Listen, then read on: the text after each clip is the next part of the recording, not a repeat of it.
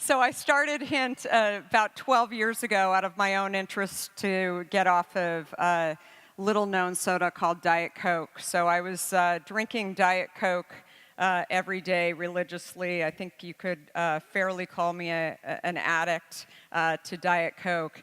And I realized that Diet Coke, after eliminating Diet Coke, was doing lots of not such great stuff to me. In 6 months, 50 pounds were gone. The acne was gone, the energy was back up, and it was that simple. So I'm going to talk a little bit about, 4 things that I really see sort of in my own journey of looking at, what it really was and what allowed me to win. I'm still winning along the way, but definitely as I started to look really at what is it that helps me to sort of do what I'm doing today.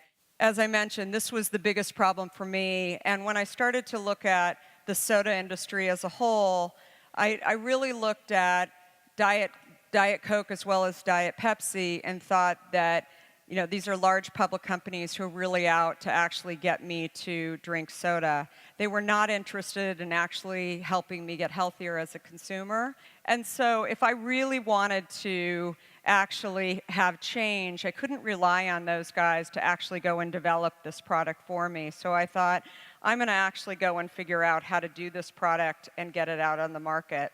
I never thought, I want to go run a beverage company. I want to go start a beverage company. I make college students feel really great by telling them I was never that person who said I want to go found the next big energy drink company or soda company. I really want to do something that makes a difference.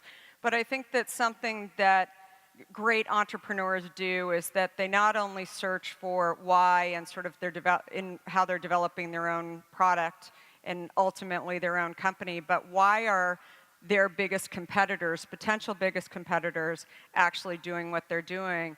So somebody like Steve Jobs wasn't actually going out to start a company. He was actually trying to create a better computer. So it might not be your problem that these great entrepreneurs are trying to solve, but they're actually trying to solve them for themselves first and then move on to try and solve them for other people. I ended up launching Hint at Whole Foods in San Francisco, and after a few months realized that I really didn't have a clue about what I was actually setting out to do. So things like shelf life, things like distribution. A friend of mine said, hey, I have this friend that is an executive at Coke, and he was telling a major executive at Coke about what you guys were doing, and he said he'd be happy to chat with you. So my original intent was to really get this guy on the phone and just understand how do I actually create a shelf life in a product that is more than, 6 weeks. Basically, that was the initial thing. That was the initial product. He went on to tell me as I started to describe my company and really the product that I was looking to launch, it was really around no sweeteners. And so you think about it now, it was sort of a silly conversation for me to have with a Coke executive, especially 12 years ago, because he was hearing me saying, I live in San Francisco, there's lots of people like me that don't want sweet and really want to drink water, but aspire to drink water, but they just can't get off of the sweeteners. And so he continued to talk to me about how I was wrong and how, consumers really, really like sweet, and that the key thing was to get consumers to believe that it's not really about sweet, but it's really about 0 calories. And I, for a minute thought, well, I think, he's wrong, but instead I just let him talk. And I let the competition continue to talk for a while. He was headed down one river, and I was headed down the other river, and that he had a lot more money than me. And so I should just keep going down my river and paddle as fast as I can while he's got his big ship with lots of dollars going down that river.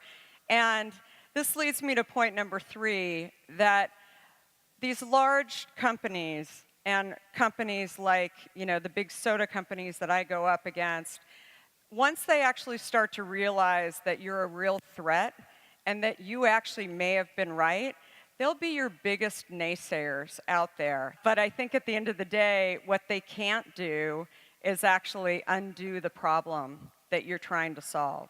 Probably the fourth big lesson that I've learned the hard way is passion trumps experience.